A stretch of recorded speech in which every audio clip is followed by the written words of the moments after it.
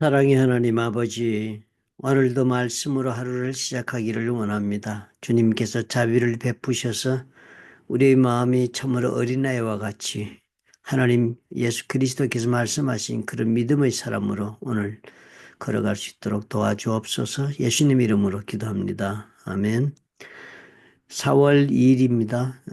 누가복음 20장 27절부터 40절의 말씀입니다. 이 부활에 관한 논쟁이 벌어지고 있는 그런 이야기를 적었습니다. 예수님 시대는 우리가 지금하고 다른 점이요. 지금은 신약 성경이 우리에게 주어져 있어가지고 예수께서 이 땅에 사셨을 때의 모든 그런 사역과 또 예수님이 돌아가신 다음에 일어난 모든 일들, 그리고 앞으로 또 예수님 오실 것에 대한 약속, 이런 것들을 우리는 다 알고 있는 입장이기 때문에 구약의 시대 사람들보다는 좀 더 명백하게 우리가 알고 있습니다. 그러니까 이제 그 당시 예수님이 계셨던 시대 유대 그 사회, 이스라엘 그 사회를 보면은 구조가 몇 가지 그런 지도층이 형성이 되어 있었는데, 그중에 대표적인 것이 우리가 많이 얘기를 듣는 바리새인들입니다. 바리새인들은 약 한 5천 명 정도가 예수님 당시에 살았다고 그러죠. 그런데 이 사람들은 말씀 운동을 했던 사람입니다. 요즘 말하면 우리의 평신도 말씀 운동하듯이 그 당시 바리새인들은 모든 하나님의 자녀들이 말씀으로 살아야만, 그래야만 하나님이 주시는 복을 받는다 하는 그 신명기서의 그런 약속의 말씀의 긴간, 그런 말씀의 가르침, 준수, 이런 데 목숨을 걸고 사는 사람들이었습니다. 그렇게 당연히 많은 사람들이 존경을 받고 대중적 지지 기반이 있습니다. 그래서 이 중에 어떤 분들은 간혹 뭐 산헤드린의 멤버도 되기도 하고 뭐 제사장과 연결된 사람도 있건 했지만, 주된 그 주류는, 바리새인들의 메이저는 다 말씀을 가리키고 말씀을 준수하고 말씀에 열심을 들고 사는 그런 계급들입니다. 그런 분파들이라고 할 수 있습니다. 그 외에 이제 대표적인 것이 사두개파들이 있는데, 사두개파들은 아마 그 기원이 어디서 있는지 뭐 여러 사람 말이 있지만, 옛날에 사독이란 제사장의 후손들로 이루어진 그런 분파들이라고 봅니다. 그러니까 제사장을 이루고 있는 파, 즉 성전을 다스리고 있는 그런 파들의 주된 그 출신들은 사두개파에 속하는 그런 사람들입니다. 요즘 우리나라 뭐그 재판관들 보면 뭐 헌재도 뭐 쥐고 흔드는 데가 뭐라 그러지, 어디 우리법 뭐 무슨 연구에 뭐 그런 파가 있듯이, 그런 식으로 사두개 파는 그 파들이 중심으로 성전을 장악하고 있었습니다. 그렇게 대단히 중요한 이 유대 사회의 가장 중요한 부분을 차지하고 있었습니다. 사두개 파 중에 많은 사람들이 산헤드린의 요원이었고, 또 그 가운데는 뭐 거의 대부분이 다 사두개에서 제사장들이 배출이 되었습니다. 그 다음에 이제 서기관급들이 있습니다. 성경을 필사하는 그 중요한 것이 성경학자들이 해당하는 사람들입니다. 그런 파들도 있고, 그 외에도 뭐 열심당도 있고 뭐도 있고 있었으면, 주된 것이 사두개 바리새 서기관들이 성경에 등장을 합니다. 그런데 그들이 구약 성경을 해석할 때, 구약 성경에는 예수님의 오시기 이전의 세대는요, 이 하나님께서 말씀하시는 그 하나님 나라에 대해서 이 사람들이 이해할 수 있는 명백한 구절이, 구약에 하나님 나라에 대해서는 많이 말씀이 나와 있지만은 사실상 부활에 관한 이야기는 구체적으로 언급된 데가 없습니다. 욥기서 같은 데도 보면은 내가 알기에는 나의 대속자가 살아계시니 뭐 그러고는 그때 내가 그를 보리니 내 눈으로 그를 보기를 낯선 사람처럼 하지 않을 것이라 그러면서 하는 얘기, 자기 고난 가운데 고백하는 얘기를 보면, 내 가죽이 벗김을 당한 뒤에도 내가 육체 밖에서 하나님을 보리라. 육체 밖에서 하나님을 본다니까 육체는 죽고 영은 살아서 하나님을 본다는 뜻이 되잖아요. 그러니까 욥이 고난 가운데서 하나님 만날 소망을 표현하는 가운데서 부활을 암시하고 있는 그런 내용이 있습니다. 또 이사야서 같은 경우에도 보면은 주의 죽은 자들은 살아나고 그들의 시체들은 일어난다, 그런 얘기가 또 나오니까 이사야서 29장, 26장에, 또 다니엘서 12장 같은 데 보면은 땅의 티끌 가운데서 자는 자 중에서 많은 사람이 깨어나 영생을 얻는 자도 있겠고 수치를 당하여 영원히 부끄러움을 당할 자도 있을 것이며, 이렇게 다니엘서는 좀 더 명백하게 나와 있습니다. 마지막 때 이렇게 악인 고인의 부활이 있을 것이라고 그러고, 또 에스겔의 뭐 마른 뼈 환상도 있고, 그래서 사실상 이 모든 것들이 이스라엘의 회복을 의미하기도 하고 또 때로는 부활을 의미하고 하는 그런 것으로도 해석이 되었던 것이니까, 이 사두개파나 이런 사람들은 이 부활에 대한 명백한 이해를 하지를 못하고 있었습니다. 그럼 바리새인들은 부활을 또 믿고요. 그래서 이 두 사람의 파들이 서로 다른 그런 내세관을 가지고 있었습니다. 구약 시대의 사람들은 분명한 내세관이 이렇게 드러나 보이지를 않는 경우가 대부분이었습니다. 얼마나 다행입니까? 오늘 이 말씀을 쭉 읽어보시니까 예수께서 저들의 그 부활에 대해서 잘못 오해하는 것을 지적합니다.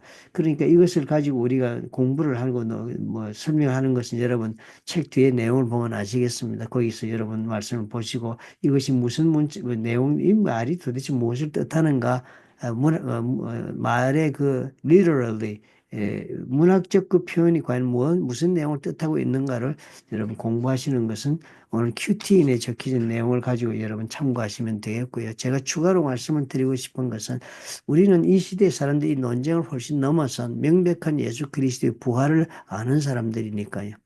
예수 그리스도께서 부활했다는 사건 때문에 이 모든 역사가 바뀐 것입니다.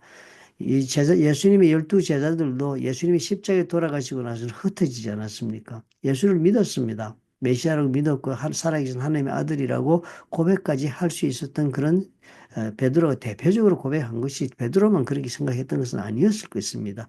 제자들은 그런 증거를 보았으니까요, 눈으로. 그리고 그런 말씀을 들었으니까 그들은 예수 그리스도를 살아계신 하나님의 아들이요 메시아를 믿었음에도 불구하고 십자가에 돌아가시니까 어떻게 다 흩어졌습니다. 자신들이 그 신앙이 다 그대로 무너져 버리고 말았습니다. 자신들이 신앙이 하나도 그 능력 가운데 자신들의 현재와 미래를 이끌어가는 신앙이 되지를 못했습니다. 그런데 그것이 극적으로 변화된 것이 언제 일어났습니까? 전환이 일어난 것이 예수님이 부활하시고 그들의 그 부활하신 예수님을 직접 만나본 다음에 변화되기 시작을 했습니다.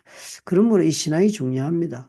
그들이 삶을 다 바치고 그리고 모든 난관이 있고 어떤 일이 있어도 이 세상의 것에 권력이나 이 세상의 그 유혹에 넘어지지 않고 끝까지 하나님의 그 나라를 위하여 자신의 삶을 던지고 그를 위하여 목숨을 바치고 뿐만 아니라 온 삶을 투자해서 살았지 않습니까? 그죠? 살아내었습니다.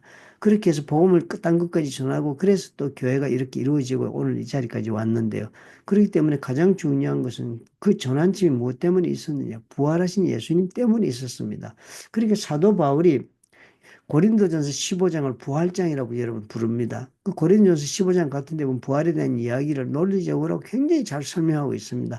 그러나 중요한 것은 그런 설명보다도 사도 바울조차도 그 성경을 고린도전을 적으면서도 아직까지도 예수님이 직접 부활하신 것을 목격하고 직접적 증인이, 1차적 증인이 500여 명이나 그때 있었는데 숱한 사람들이 있다고 지금 그렇게 증거를 간증을 하면서 성경을 적었습니다.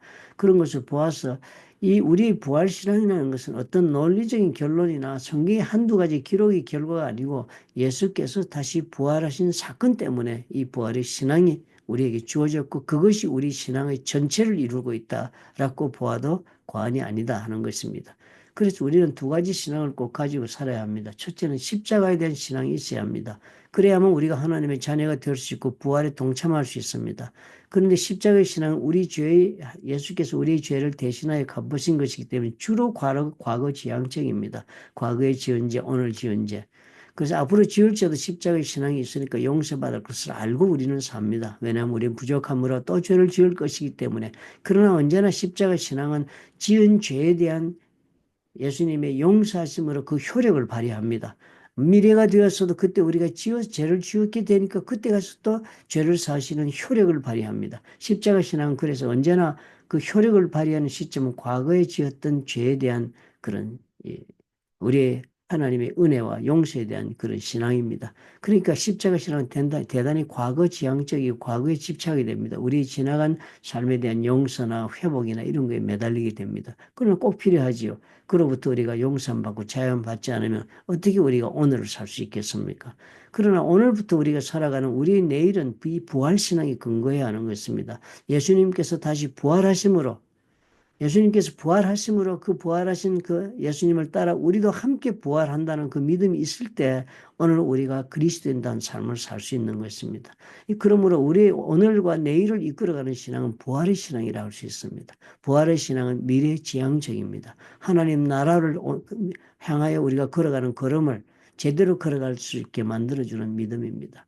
예수께서 정말 부활했느냐 말했느냐 이 논쟁을 아직도 가지고 계시다면 성경을 다시 깊이 읽고 또 무엇보다 성령의 도우심이 필요합니다. 하나님 앞에 깊이 기도하는 그런 영적 교제의 과정을 거치셔야 할 것으로 저는 생각을 합니다.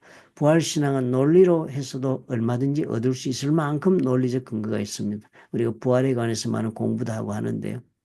우리 성경 공부할 때도 많이 합니다. 성경 구절을 들어서 내적인 증거, 외적인 증거, 역사적인 증거를 우리 따져보면 부인할 수 없는 그런 부활, 예수님의 부활이 입증이 되고 그리고 또 예수님의 말씀으로 우리들 또한 부활할 것이 확실시합니다. 확실시 됩니다. 그런 것 때문에 많은 사람들이 예수를 믿는 그런 변화가 일어났죠. 그런 대부분의 사람들이 논리적으로 부활을 따진 사람들은 결국은 예수를 믿고 말았습니다. C.S. 루이스 같은 유명한 그런 기독교 학자로 알고 있지만 그분은 사실상 청년 때까지 20대에 옥스퍼드 대학에서 교수가 되었을 때까지도 예수를 믿지 않았습니다. 중세 문학을 연구하다 보니까 다음에 부활신앙에 대한 얘기를 듣고 조사해보고 관계를 확인한 다음에 자기가 믿지 않을 수 없는 사건 때문에 예수를 믿었습니다. 그런 사람이 수도 없이 많은 것을 우리가 알고 내 자신도 이 신앙을 우리가 하나님 앞에서 성경을 통하여 그리고 또 기도 통하여 성령의 깨우치 있음으로 그리고 삶의 체험을 통하여 부활 신앙으로 오늘을 살 수 있는 그리스도인이 되어야만 하겠다 하는 그런 생각이 듭니다. 부활에 대한 확신이 없으면 그리스도인의 가치관을 가지고 살아가는 일도 불가능해집니다. 용서받은 죄인으로만 늘 머물러 있게 되는 그런 행동도 없고 그리고 변화도 없는 금욕적 그리스도인의 모습에 머물기 좋은 그런 오류를 범하기 쉽습니다. 좋으신 하나님 아버지 감사합니다. 부활의 신앙은 참으로 우리가 한두 마디 말로 설득하려고 애쓸 것보다 성경의 내용을 읽어보면 우리가 그 증거가 되는 줄로 압니다. 온 신약 성경이 예수님 부활에 대한 이야기인 것을 우리가 알고 우리가 하나님 앞에 나설 수 있는 그런 부활의 믿음을 오늘 허락해 주옵소서. 예수님 이름으로 기도합니다. 아멘. 사도 바울이 얘기하기를요, 우리가 그리스도인으로 어쩌고 저쩌고 아무리 뭐 좋은 소리를 해도 부활을 믿지 않으면 불쌍한 그리스도인이다. 불쌍한 사람이다. 라고 얘기합니다. 왜냐하면 그것이 그리스도인의 우리 신앙의 기초요, 전부가 되기 때문입니다. 우리 오늘과 내일이 부활신앙 때문에 이 성경의 말씀대로 살 수 있고 또 소망 가운데 살 수 있다 하는 것을 바울이 누차 설명하고 있다는 것을 우리 꼭 기억하십시다.